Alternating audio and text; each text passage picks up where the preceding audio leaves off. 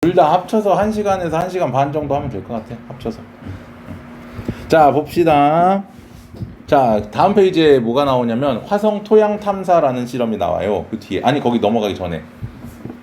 2단 넘어가기 전에 중간에. 자, 이 화성 토양에 생명체가 있는지 이제 인류가 연구를 하는데 세 가지의 실험을 해봐. 물론 이제 사람이 직접 간 건 아니야. 자, 첫 번째 실험은 동화작용 실험이라고 하는데요. 자, 화성 토양을 이렇게 떠. 그 이제 로버라고 해갖고 그 로봇처럼 같은 애가 가 이렇게 바퀴 떼굴떼굴 굴러가면서 하는데 걔가 요 시험관 안에다가 화성 토양을 떠.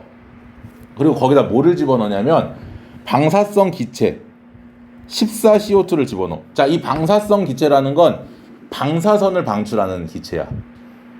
그러니까 마치 우리 눈엔 보이지 않지만 마치 그러니까 이 신호를 삐용삐용삐용삐용 신호를 낸다라고 보면 돼. 그러면 이 방사선 기체를 우리가 여기다 집어넣어주고 빛을 비춰. 왜? 너 광합성 해봐 라는 거야. 만약 이 토양에 광합성 생명체가 있는지 없는지 모르잖아. 있을 수도 있잖아. 그럼 얘가 만약에 있다면, 광합성하는 생명체가 있다면, 야, 내가 이산화탄소 줬으니까 빛도 비춰줬으니까 너 광합성 해봐 이거야. 이산화탄소랑 빛이 있으면 광합성 할 수 있으니까. 그지? 자, 그래서 광합성을 시켜. 그리고 나서 며칠 후에 방사성 기체를 제거해. 여기 안에 있는 걸 다 빼. 이제 다 했지? 가져간다? 이렇게 되는 거야. 그리고 나서 여기 토양을 가열을 해. 얘를 가열했을 때 방사성 기체가 나오면, 자 보세요.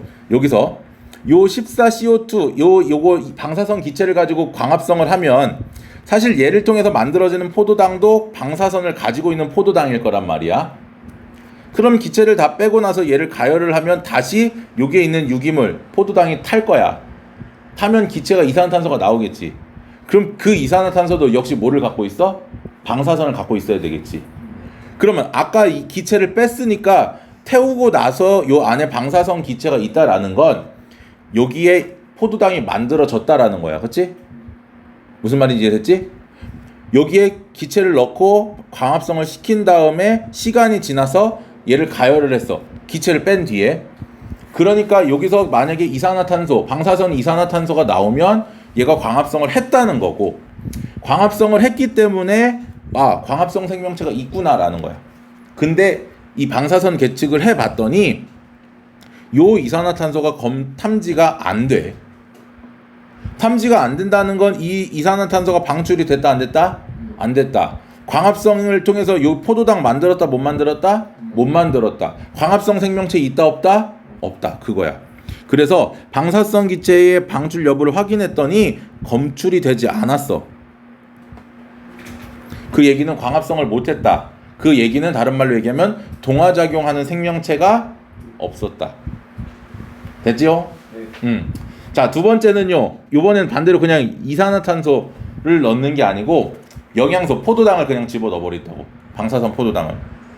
그러면 여기에 만약에 이화작용하는 생명체, 예를 들어 세포호흡하는 생명체가 있다면 요 영양소를 가지고 이산화탄소를 만들어낼 거 아니야. 그럼 시간이 지나서 여기 이 공간 안에 이 이산화탄소가 발생이 되면 방사선이 검출이 되겠지. 아무리 시간이 나도 얘가 탐지가 안 되네? 그럼 이 이산화탄소 있다 없다? 없다. 그 얘기는 여기에 생명체가 없다.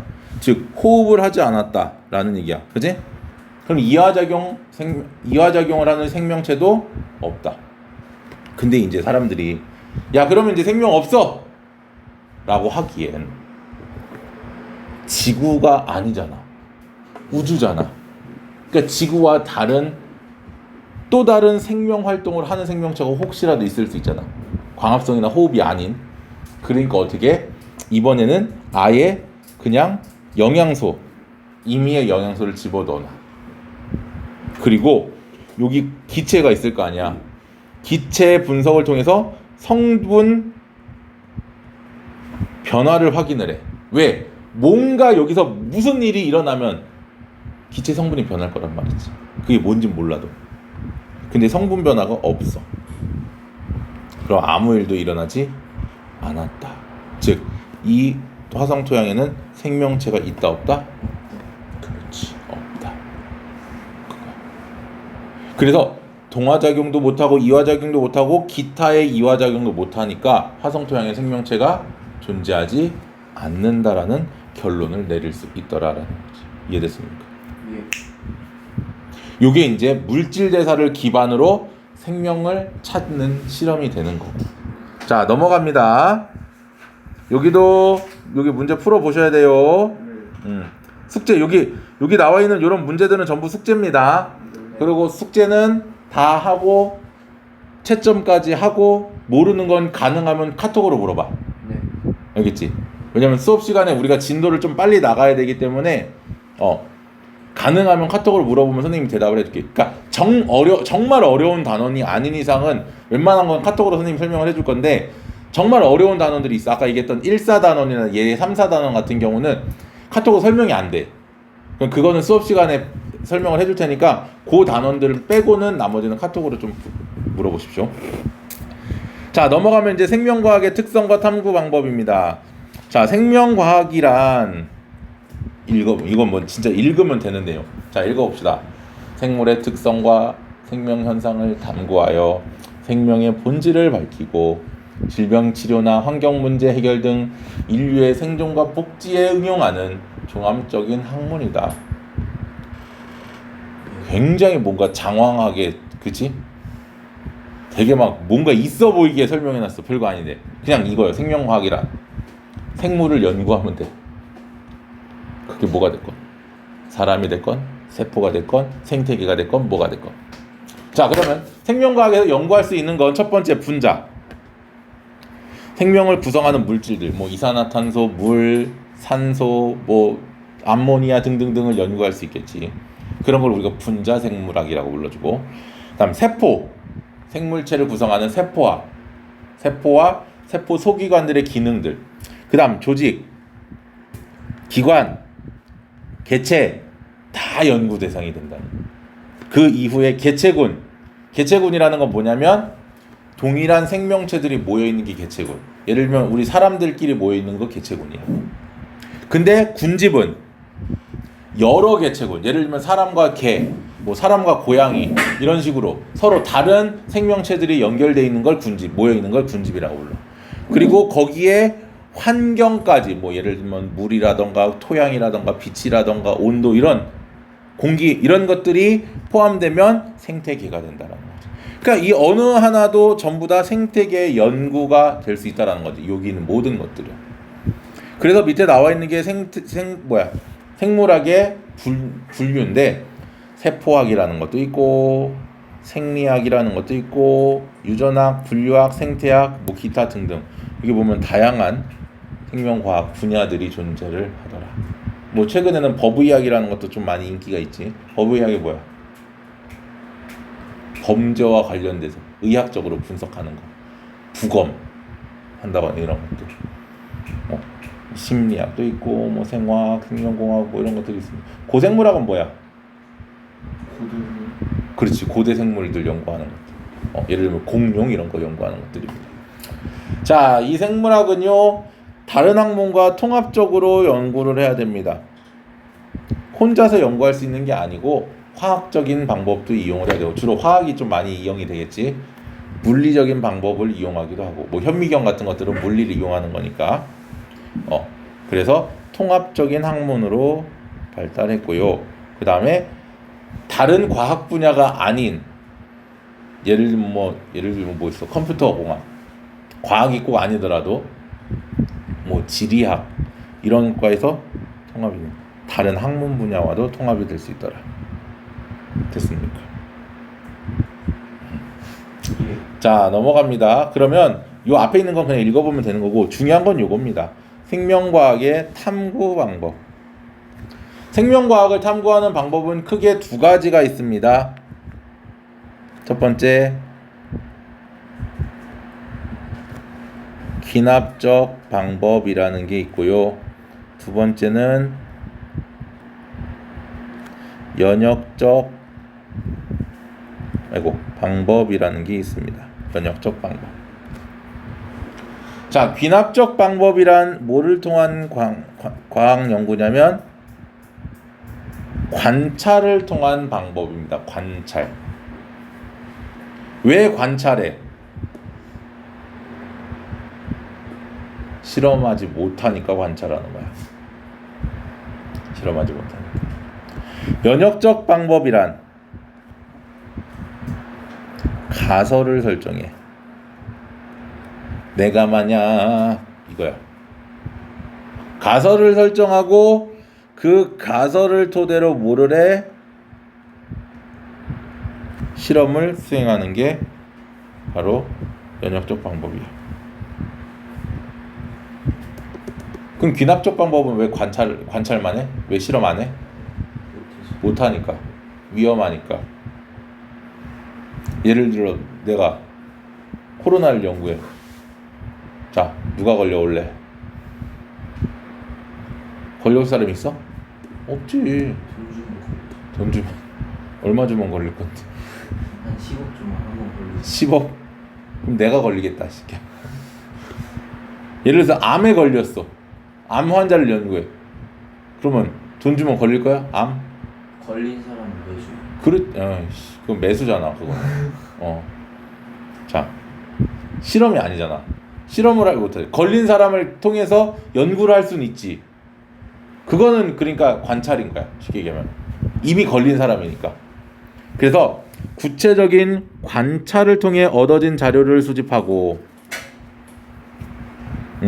이 자료를 종합해서 뭐를 찾아내? 규칙성을 찾아내는 거야.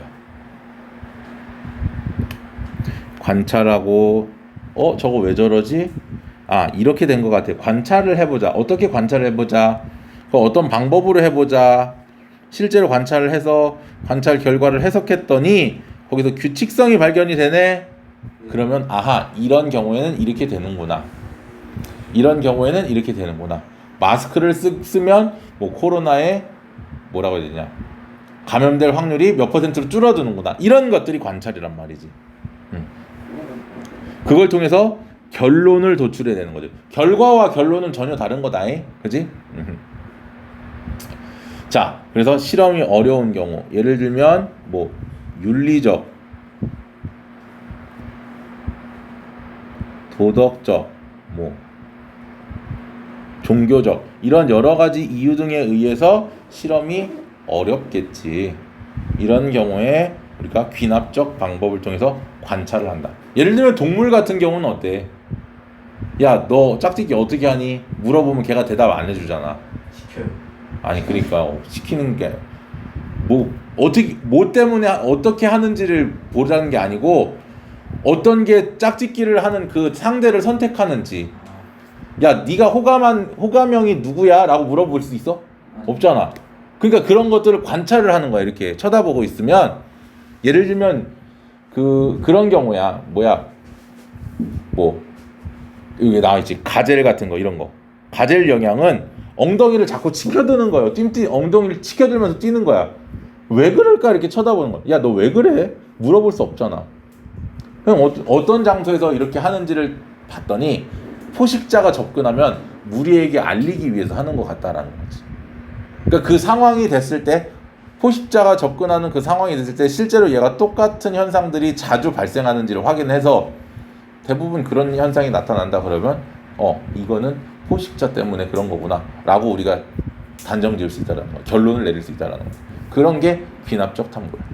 그래서 귀납적 탐구 방법 이렇게 배우세요. 우리가 귀팔 때 관찰해야 되잖아. 귀 관찰. 귀납적은 관찰이다. 귀 관찰. 대표적인 게 이겁니다. 세포설. 아까 우리가 얘기했던 세포설이지. 세포설은 귀납적이야. 생명체가 세포로 돼 있다고 누가 말해준 적 있어? 없어. 우리가 확인한 거야. 그냥 발견을 통해서. 진화설. 생물이 진화했다는 거 누가 얘기해 준 적 있어? 아니지. 진화했을 것이다 라고 추정하는 거지. 그 다음 DNA 구조. DNA가 어떻게 되는지는 볼 수 있어? 못 봐. DNA를 가지고 확인하는 거야. 못 봐요. 정확하게 못 봐. DNA가 최초로 발견된 것도 역시 이 귀납적 방법, 관찰을 통해서. 됐지요? 네. 넘어갑니다. 이제 연역적 탐구 방법이에요. 자, 연역적 탐구 방법은요, 자연현상을 관찰하면 생긴 의문점을 해결하기 위해서 뭐를 가설을 세우고요. 그거를 실험을 통해 뭐 한다? 검증한다. 자, 그럼 가설이 뭐더라? 잠정적 결론을 우리가 뭐라고 부른다? 가설. 영어로 쓰면 그냥 if. 만약 뭐뭐라면. 자, 관찰 및 문제 인식을 하는 거야. 최초로. 왜 이럴까? 이것 때문에 이럴 거야. 가설을 설정을 해. 그리고 그거에 맞게끔 어떻게 그러면 왜 그거를 증명을 할까? 가설을 설계 및 수행을 하고 그 결과들을 정리를 해. 그래서 내가 만들어낸 가설과 맞아떨어지면 결론을 내리면 되고, 안 되면 될 때까지 계속 할 수 있다. 자, 이 가설은 예측이 가능해야 되고요. 기본적으로 검증할 수 있어야 되고요. 옳을 수도 있지만 옳지 않을 수도 있습니다. 상관없습니다. 왜? 그냥 이럴 것 같아 라는 거니까. 됐어요? 자, 그럼 이제 봐봐. 선생님 같은 경우는 밤에 자기 전에 치킨을 시켜서 먹고 자면 다음날 배탈이 좀 나는 편이야. 근데 내가 나만 그런 게 아니고 다른 애들도 그런지 궁금해. 50명을 모아 치킨을 다 먹여. 자기 전에 한 마리씩 먹여. 그리고 재우고 일어나서 뭐를 해? 아침에 배탈 난 애들을 확인하는 거야. 그럼 보세요. 이게 최초로 처음에 한 게 뭐야? 치킨을 먹고 내가 배탈이 났잖아. 왜 그러지? 치킨 때문인가? 라고 생각해. 그러면 치킨을 먹고 자면 배탈이 날 것이다 라고 가설을 설정을 하는 거야. 그리고 탐구를 하는 거야. 어떻게? 50명 모아 치킨을 먹여. 그리고 실제로 거기서 배탈이 나타난 친구가 예를 들어서 50명 중에 49명이 배탈이 났어. 그러면 결론은 내 가설이 옳은 거지. 치킨을 먹고 자면 배탈이 날 것이다. 근데 만약에 배탈 난 친구가 뭐 한 두세 명밖에 없어. 그럼 내 가설은 옳지 않은 거지. 그럼 다른 게 문제가 될 수 있다는 거지. 맞지? 그 실험을 가지고 이제 설명을 예를 들 거야. 자, 그럼 보세요. 자, 내가 치킨을 먹였어. 배탈이 49명이 났어. 그럼 이제 나는 이제 발표를 하는 거야. 치킨을 먹고 자면 배탈이 납니다. 라고 얘기를 했어. 그랬더니 저기서 A라는 학자가 혹시 치킨 말고 콜라는 마셨습니까? 라고 얘기를 하는 거지. 그럼 치킨 먹을 때 콜라 당연히 먹을 거 아니야. 네, 마셨습니다. 그랬더니 콜라가 너무 차가워서 배탈이 난 건 아닐까요? 반박을 안 해? 그럼 이제 나는 어떻게 돼? 다시 실험해 오겠습니다. 라고 해버리면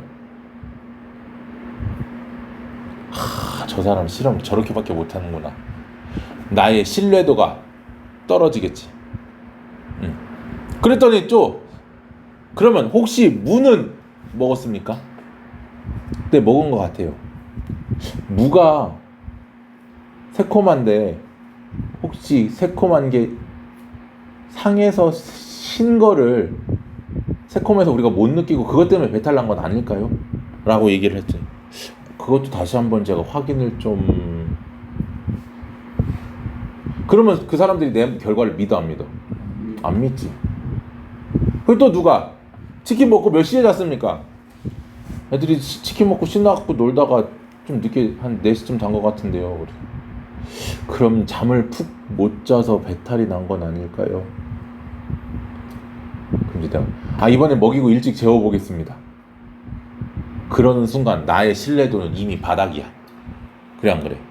그러니까 애초에 다른 사람이 어떤 의문점을 가질 수 있을 만한 항목들은 내가 이미 실험으로 다 어떻게 해야 돼? 증명을 해내야 돼. 그렇게 하기 위해서 실험 결과의 타당성, 즉 신뢰도를 높이기 위해서 뭐를 설정한다? 대조군을 설정해야 돼. 대조군이라는 건 뭐야? 비교 대상이야. 자, 봅시다. 이겁니다. 치킨을 먹으면 배탈이 날 것이다잖아. 그렇지? 그럼 치킨을 먹인 집단이 바로 실험군이야. 실험의 대상이니까. 그래서 인위적으로 변화시킨 집단, 즉 가설을 증명하기 위한 집단이기 때문에 치킨을 먹은 집단인 거야. 선생님 지금 옆에다가 예를 들어놓은 게 이거야. 치킨을 먹인 집단. 반면에 대조군은 비교하기 위해서 변화시키지 않은 집단이야. 그치? 그러니까 치킨을 얘는 먹으면 돼? 안 돼? 안 돼. 미안하지만 50명, 100명을 불러놓고 50명한테는 치킨을 줘. 이 50명은 미안해. 나중에 사줄게. 그리고 안 먹여. 자, 그럼 치킨에 영향을 줄 수 있는 요인이 많았었어. 아까 치킨도 있었지만 뭐도 있었어? 콜라도 있었지. 또 뭐도 있었어? 무도 있었지. 예를 들면 소스도 있을 거고 또 취침 시간 같은 것도 있겠지. 자, 그러니까 어떻게 돼? 실험에 영향을 줄 수 있는 그리고 실험에 관계되는 모든 요인들, 그러니까 요소들을 우리가 변인이라고 불러. 변수라고 생각하면 돼. 수학에서 변수. 그 안에 독립변인과 종속변인이 있는데 실험 결과에 영향을 줄 수 있는 요인을 우리가 독립변인이라고 불러. 그리고 그거에 의해 나타나는 결과가 바로 뭐더라? 종속변인인 거야.